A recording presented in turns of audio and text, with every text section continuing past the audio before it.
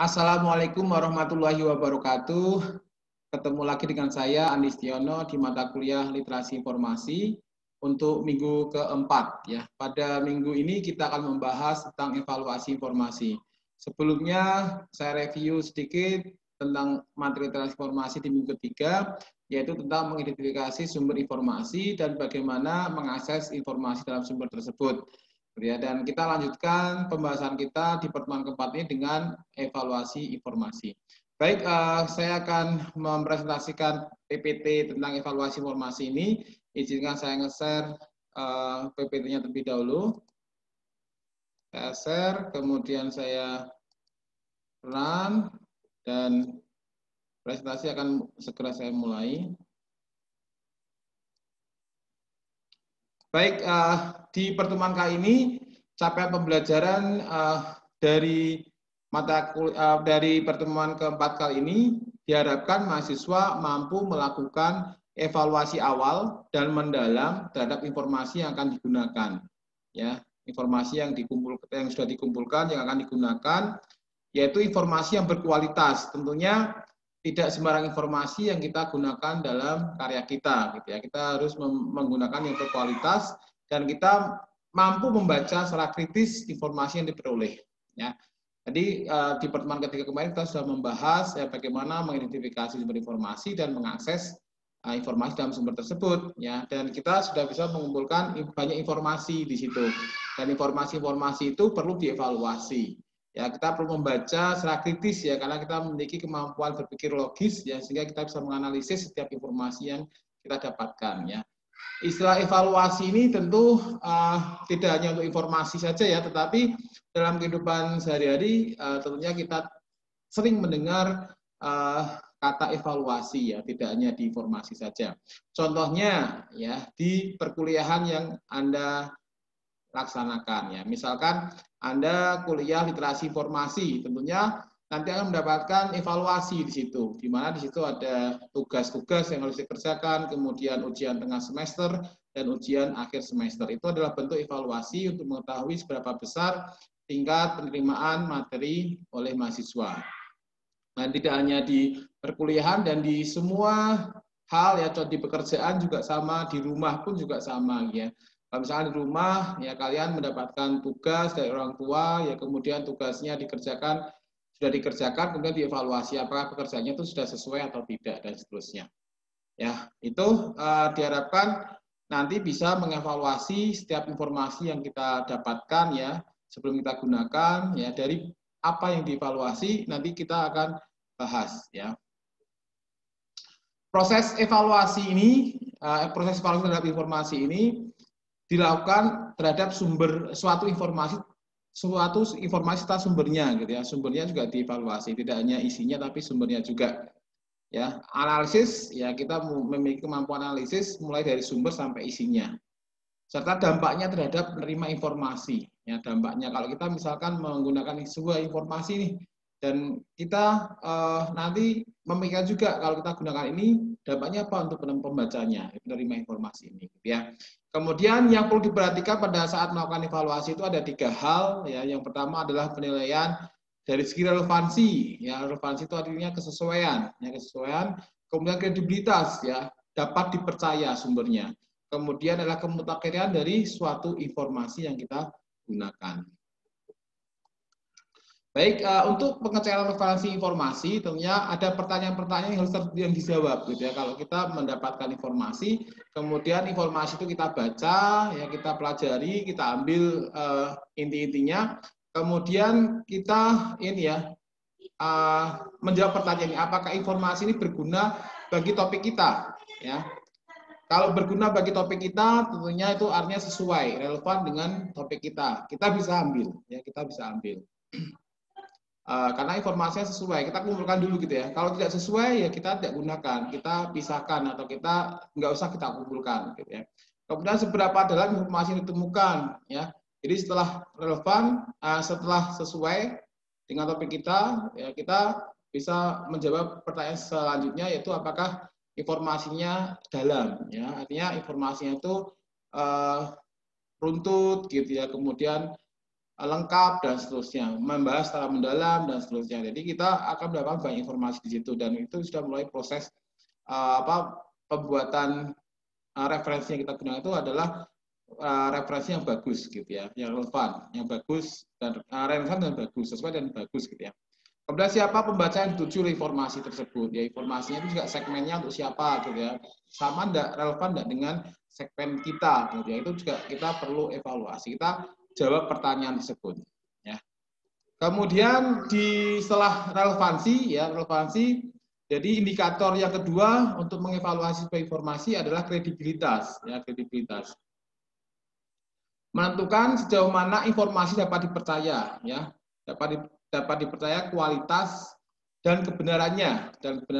Hal ini dapat dilihat dari penanggung jawabnya. Jadi nanti kredibilitas itu bisa dilihat dari penanggung jawab dari informasi yang dipublikasikan gitu ya.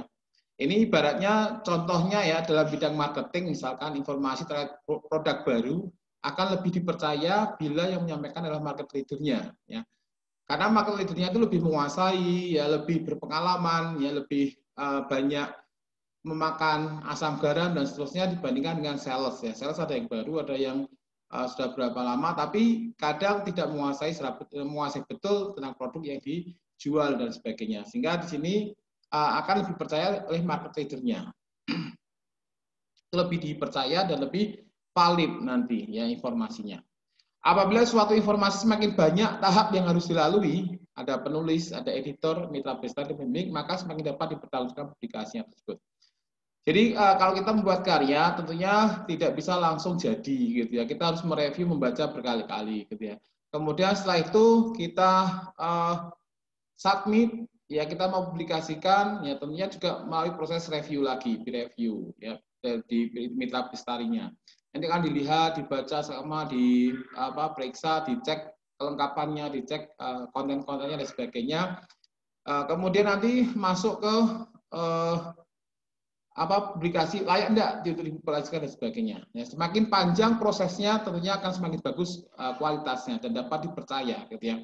Contoh juga kalau pada saat kalian bimbingan skripsi gitu ya, kalau karya yang kita buat ya tidak betul-betul dibaca, direview dengan baik, tentunya kita akan sedikit mendapatkan input ya, revisi. Kalau benar-benar dibimbing, tentunya akan semakin banyak revisi. Banyak revisi, ini harus ini sebaiknya ini dan prosesnya akan panjang memang ya, tidak cepat gitu ya. Tapi di situ akan menghasilkan kualitas karya yang lebih bagus ya, seperti itu. Kemudian contoh ini ya, bagaimana kualitas tulisan di blog yang tidak ada lembaga penerbitnya, tidak ada editornya, apalagi peer review-nya atau tinjauan dari pakar ya.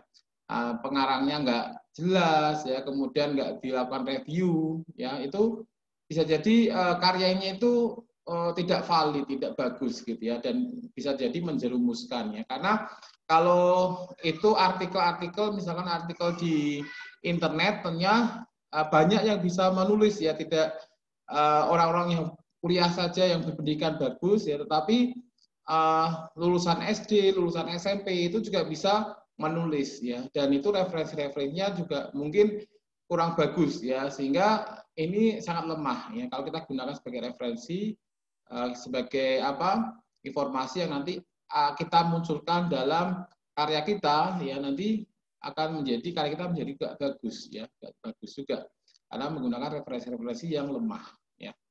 Dari sisi pemanfaatannya atau keterpakaiannya bisa dilihat dari berapa banyak tulisan itu diacu atau disitasi, atau berapa banyak impact factor dari jurnalnya yang menunjukkan rata-rata kutipan terhadap artikel terbaru yang dipublikasikan dalam jurnal gitu ya. Jadi kalau sebuah jurnal itu bereputasi atau tidak bisa dilihat dari impact faktornya. Kemudian bisa dilihat dari banyaknya citasinya, H-indeksnya dan seterusnya. Sehingga kita bisa melihat dari situ untuk menilai bahwa informasi yang kita dapatkan itu relevan ya, bagus, valid, informasinya kredibel, dapat dipercaya. Itu bisa dilihat dari itu ya. Jadi dari penanggung jawabnya, dari proses publikasinya, juga dari keterpakaiannya, untuk pemanfaatnya tadi ya. Kemudian tadi sudah dijelaskan bahwa salah satu indikator menilai bahwa informasi dalam karya itu bagus atau tidak, relevan atau tidak, atau bisa digunakan atau tidak, itu dilihat dari kredibilitas penanggung jawabnya. Ya, sejauh mana orang atau lembaga yang menciptakan karya atau menerbitkan dan mempromosikan karya itu memiliki hak dan kemampuan untuk memproduksi informasi tersebut. Jadi penerbitnya juga dilihat, gitu ya, penanggung jawabnya dilihat. Kalau penanggung jawabnya tidak memiliki kompetensi di dalam pempublikasian informasi, pempublikasian karya atau informasi tadi, ya tentunya informasi itu kurang pas untuk digunakan. Ya. Apakah ada motivasi bisnis, ya, politik, atau motivasi lain di balik penciptaan karya? Jadi kalau sudah ada motivasi lain selain murni pembuatan karya, ya, ditumpangi dengan motivasi bisnis, politik, dan lainnya, itu tentunya akan mengurangi kredibilitas dari sumber informasi itu. Sehingga ini kita juga bisa menganalisis, ya, dari sumber informasi yang kita buat. Kalau sudah ditumpangi dengan motivasi seperti ini, mungkin kita bisa hindari untuk menggunakan kredibilitas, karena nanti jadi tidak objektif, ya, subjektif, dan itu menguntungkan penerbitnya, ya, penanggung jawabnya, ya, karena sudah ada motivasi bisnis, politik dan sebagainya. Kredibilitas seorang pencipta karya dapat dinilai melalui biografinya, ya. Jadi kalau kalian mau melihat apakah karya ini bagus atau tidak, itu dilihat dari pengarangnya, ya. Pengarangnya dilihat apakah pengarangnya itu sudah memiliki portofolio yang banyak, gitu ya, dan sesuai dengan kompetensi yang dimilikinya. Jadi itu bisa dilihat dari biografinya, ya, biografinya dari setiap karya-karyanya itu nanti akan ada biografinya.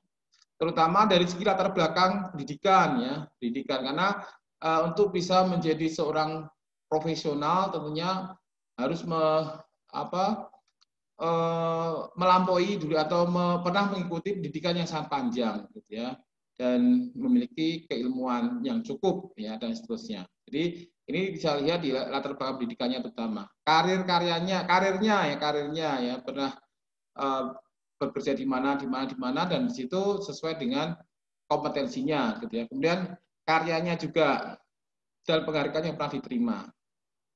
Nah, penghargaan itu sebagai apresiasi atas kiprah yang sudah pernah dilakukan oleh penulisnya, ya, sehingga di situ bisa kita nilai bahwa karyanya adalah kredibel, ya.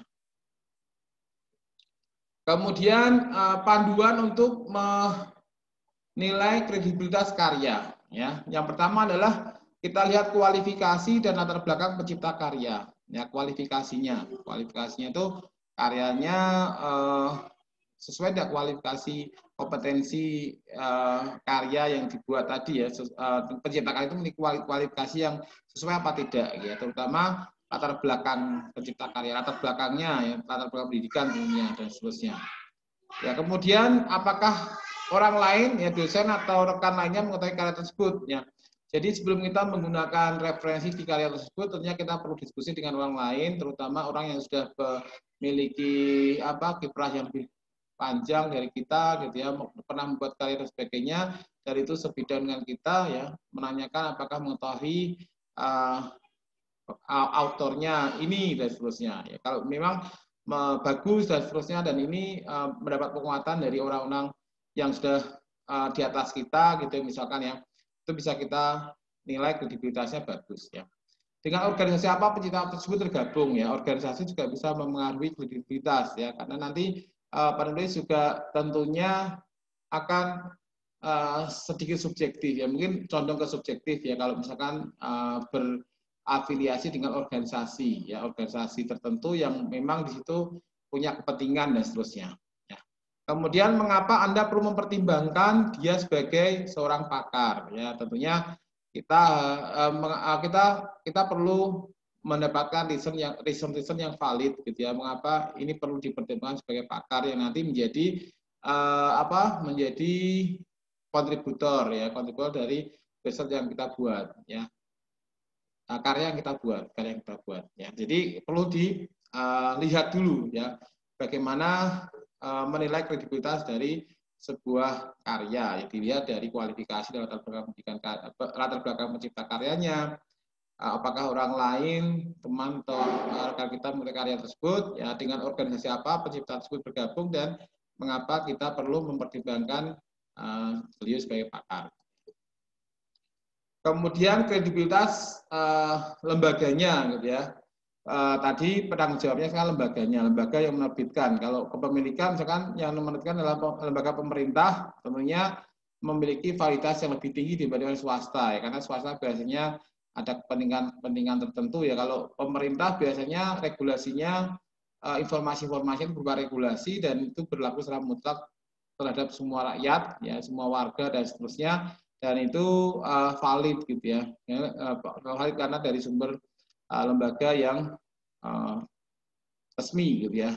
Kemudian bidang pekerjaan, ya lembaganya itu komersil atau non komersial, ya. Kalau komersil biasanya lebih kurang objektif, ya. Kalau non komersial biasanya lebih tidak ditumpangi dengan kepentingan lain dan seterusnya. Ya, lembaga pendidikan, lembaga profesi, lembaga pemerintahan, lembaga komersial dan seterusnya, itu bisa ini ya dipertimbangkan. Kemudian kita coba menjawab tanyakan tujuan organisasi penerbit, ya, lembaga yang menerbitkan karya tadi, ya. Kemudian cari tahu apakah mereka berusaha menjual sesuatu, apakah di balik itu ada udang, ya. Kemudian dan tanda kutip, ya, karena nanti akan mempengaruhi kredibilitas juga, gitu. Untuk kepentingan siapa karya tersebut dibuat dan seterusnya. Itu untuk menilai kredibilitas, ya, kredibilitas.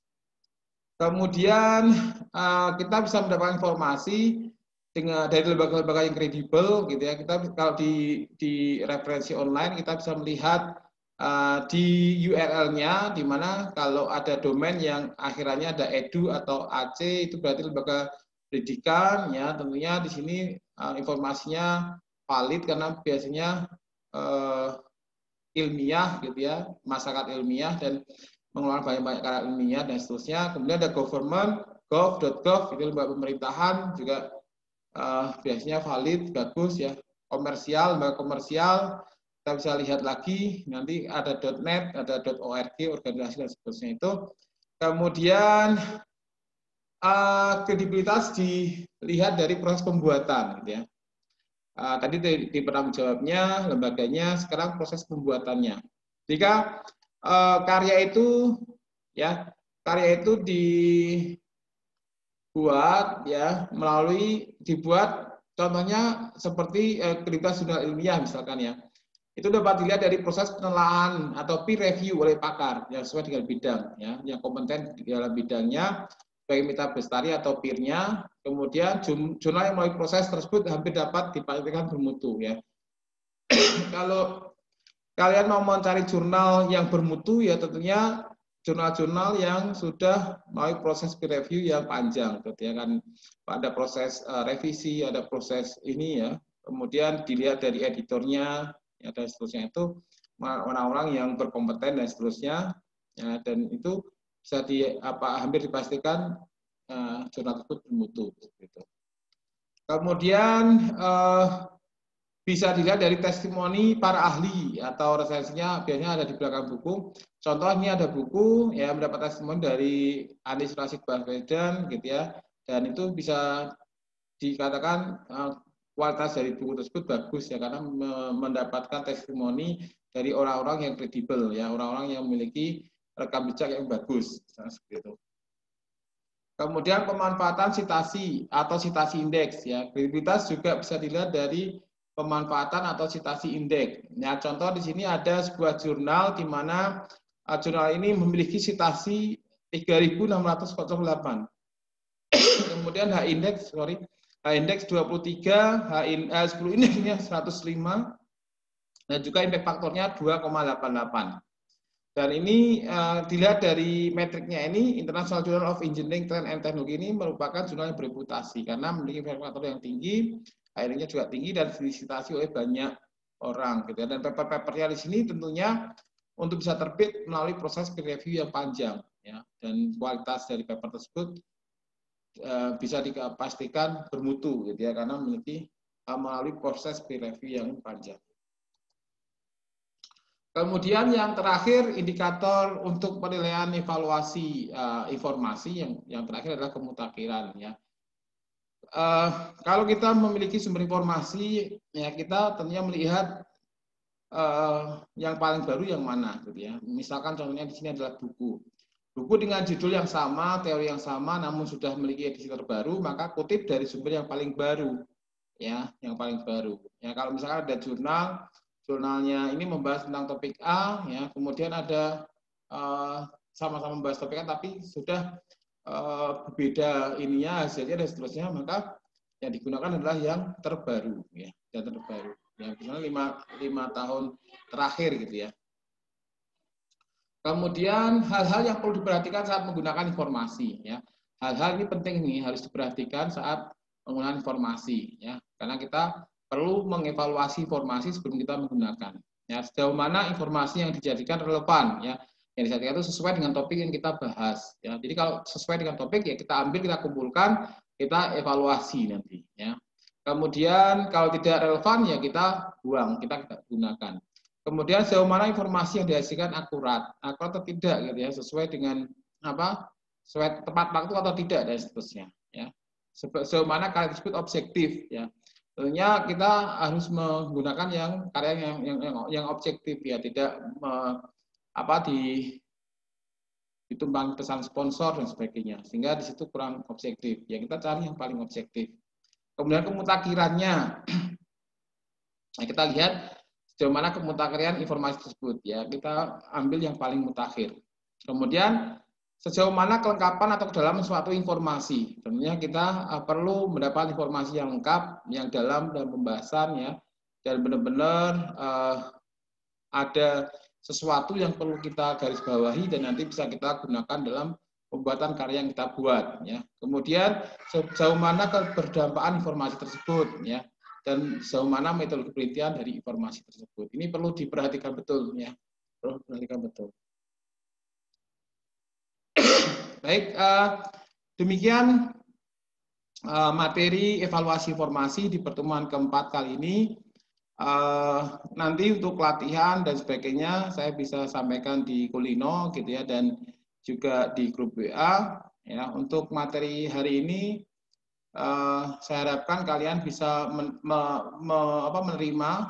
informasi atau menerima materi yang saya berikan, karena ini penting sekali, ya, evaluasi, ya. Kita perlu aware terhadap evaluasi ini, ya, karena banyak sekali informasi-informasi beredar di sekitar kita, ya, dan tidak semuanya benar, ya. Kita harus pandai-pandai untuk bisa mengevaluasi informasi, kita filter informasi-informasi tersebut, ya, kita gunakan yang memang benar-benar relevan, ya, kemudian dari sumber yang kredibel, ya, kemudian juga yang paling mutakhir dan sebagainya tadi yang kita sudah bahas, ya, sehingga informasi-informasi yang kita dapatkan valid dan itu bisa kita gunakan untuk referensi dalam pembuatan karya yang kita buat ke depannya, gitu ya.